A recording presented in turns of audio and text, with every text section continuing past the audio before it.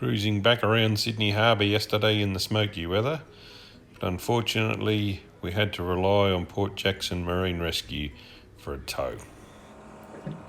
Yesterday I suffered a bit of an embarrassing situation out in the harbour. I'd gone for a bit of a motor around the harbour after I thought I had solved our water issue with the engine. So the problem has been that the water strainer has been losing water level, and obviously not getting enough water through the cooling. Anyway, I thought we'd solved that problem, so I went for a bit of a motor around the harbour, and as I was coming back yesterday I just happened to look over the stern to notice that there wasn't any water coming out the exhaust, but there was a fair bit of steam coming out the exhaust. So today we're going to pull the water pump off and have a look at that and try and sort of determine if that's just all, mucked up and bogged up.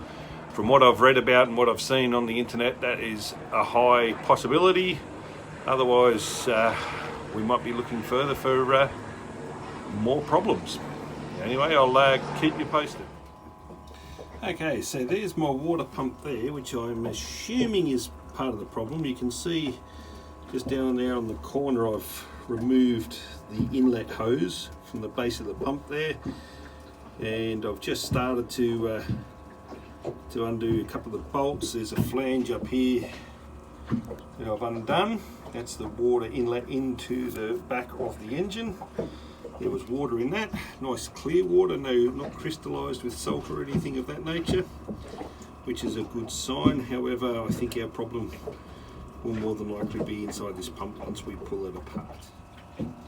So I've now started to undo that clamp there, which holds the body of the pump onto the flange, which is that one there. Okay, so that bolt there has already been undone, but in order to access the bolt on the other side of this body, which is down in there, I may well have to move this section off first in order to get to it. As they say with marine engines, you can see it, you can feel it, but you can't do both at once.